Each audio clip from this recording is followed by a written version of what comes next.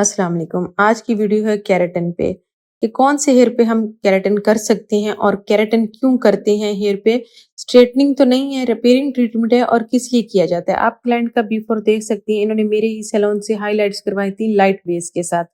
जब आप बेस भी लाइट करेंगे और हाइलाइट्स भी बहुत ज्यादा लाइट शेड पे जाएंगे जिससे कट डाउन करके हम करते हैं, तो उससे क्या होता है कि नेचुरल जो हमारे हेयर का प्रोटीन होता है वो खत्म हो जाता है। हेयर में बहुत ज्यादा ड्राइनेस आ जाती है। उस प्रोटीन को डिपॉजिट करने के लिए हमको अच्छा सा hair repairing treatment, protein treatment या केराटिन कर देते हैं। हेयर रिपेयर हो जाए, हेल्दी हो जाए, ड्राइनेस खत्म हो जाए। ये स्ट्रेटनिंग नहीं देता। जो क्लाइंट आके कहते हैं कि हमारे हेयर को स्ट्रेट करते हैं, वो केराटिन में स्ट्रेटनिंग नहीं है, रिपेयरिंग है।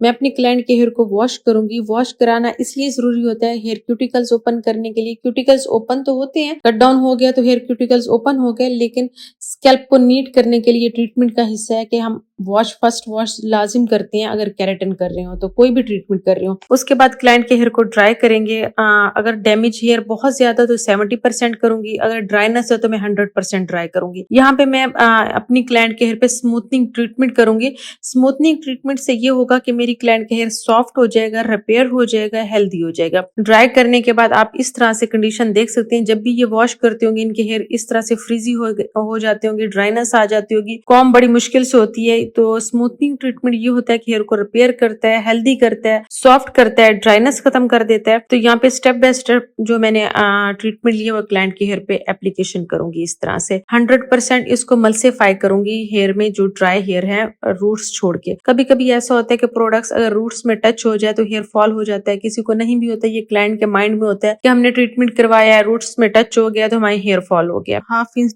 रूट्स छोड़ के एप्लीकेशन करेंगे और अच्छे से मल्सीफाई करूंगी इस प्रोडक्ट्स को। मेरी क्लाइंट का कोई भी हेयर रह ना जाए जिसमें ड्राइनेस हो। एप्लीकेशन करने के बाद 45 मिनट के लिए या 50 मिनट के लिए मैं इस प्रोडक्ट्स को हेयर में ही ड्राई होने के लिए छोड़ दूंगी। प्रोटीन ट्रीटमेंट हो, केराटिन हो, कोई भी ट्रीटमेंट इस तरह से करें। हेयर रिपेयरिंग ट्रीटमेंट होता है, क्लाइंट आके बोलते हैं हमारे बालों को केराटिन से स्ट्रेट कर दिए, 100% स्ट्रेट हो जाए, परमानेंट स्ट्रेटनिंग चाहिए, तो ऐसा कुछ नहीं होता। केराटिन रिपेयरिंग ट्रीटमेंट है। यहाँ पे फुल हेयर पे एप्लीकेशन कर दी थी। एप्लीकेशन करने के 50 मिनट बाद मैं अपनी क्लाइंट के हेयर में प्रोडक्ट्स को ड्राई करूंगी। ड्राई करने के बाद 100% क्लाइंट के हेयर को स्ट्रेट करूंगी। कुछ क्लाइंट कहते हैं कि स्ट्रेटनिंग के बाद हमने वॉश किया, सेकंड डे वॉश किया तो हमारे हेयर में तो वेव था, हमारे हेयर में तो सिर्फ सॉफ्ट हुए हैं, रिपेयर हुए हैं, हेल्दी हुए हैं, हमें तो स्ट्रेटनिंग मिली नहीं, हम तो स्ट्रेटनिंग करवाना चाह रहे थे। इस तरह के हाईलाइट्स वाले हेयर पे कभी भी स्ट्रेटनिंग नहीं हो सकती। अगर आप 30-40 वॉल्यूम भी यूज कर रहे हैं तो आपके हेयर में स्ट्रेटनिंग नहीं होती। नेचुरल केराटिन खत्म हो जाता है कलर की वजह से, तो उसको हम डिपॉजिट करने के लिए केराटिन इस तरह का कोई ट्रीटमेंट करते हैं। इस तरह से मैं अपनी क्लाइंट के फुल हेयर पे स्टेप बाय स्टेप एप्लीकेशन के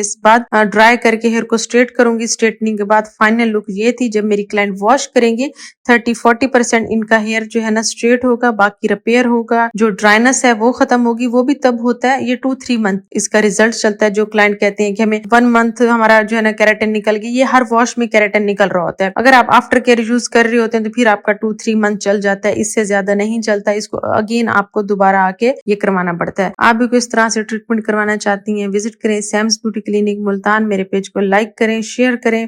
थैंक यू सो मच।